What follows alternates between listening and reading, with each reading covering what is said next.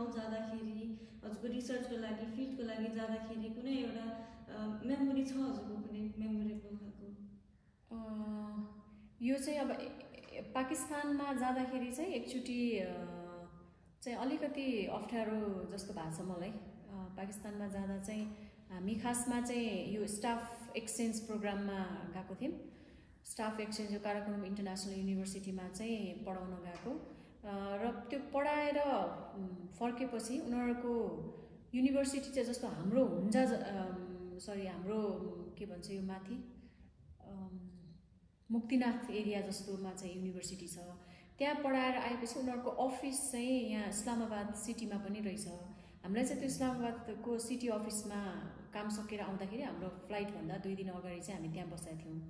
त्यतिखेर चाहिँ यो जुन क्वार्टरमा हामी बस्यौँ त्यहाँ चाहिँ भोलिपल्ट चाहिँ बिहान 5 बजेदेखि बिहान चाहिँ 7 बजेसम्म कन्टिन्यू चाहिँ 2-2 मिनटको डिफ्रेन्समा चाहिँ त्यो गोली चलेको आवाज आयो कि। अब त्यो कहाँ आयो के आयो वी डोन्ट नो। अनि त्यसपछि अहिलेसम्म पनि थाहा छैन त्यो के हुने थाहा छैन होइन। त्यतिखेर चाहिँ आई वाज रियली स्केयर्ड। अब थाहा छैन, अब हामी त्यहाँ बसुन्जेल चाहिँ नि कम्फर्टेबल नै फिल गरेका थियौँ। तर अब न्युज मिडियाहरूमा आउँदाखेरि त फेरि अनेक किसिमको आइरा हुन्छ नि त होइन। टेरर एट्याकहरूदेखि लिएर सबै कुराहरू आइरा हुन्छ। अब त्यो के चल्यो कसो चल्यो केही पनि थाहा भएन। तर म चाहिँ एकदमै तर्सेको थिएँ क्या त्यतिखेर। म चाहिँ लिटरल्ली त्यो बेडबाट चाहिँ तल भुइँमा चाहिँ क्रल गरेर त्यो पर्दाको मुनिबाट चाहिँ बाहिर हेरिरहेको थिएँ क्या। कसले एट्याक गर्यो हामीलाई भन्ने जस्तो गरेर होइन।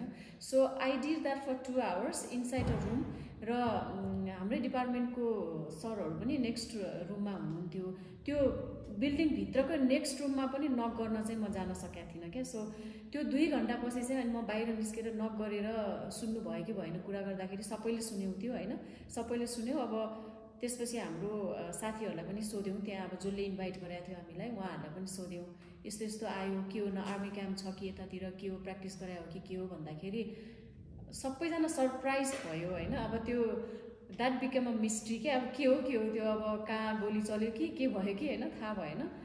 पछि चाहिँ मलाई यहाँ नेपाल आइसकेपछि चाहिँ एकदमै हेल्थ इस्युज नै भएको थियो क्या, यो तर्सेको जस्तो भएर नि। So that was a bit of bad experience भन्छु म त्यो चाहिँ। अनि अथवा चाहिँ त्यो बाहेक चाहिँ अरू खासै त्यस्तो चाहिँ केही पनि छैन।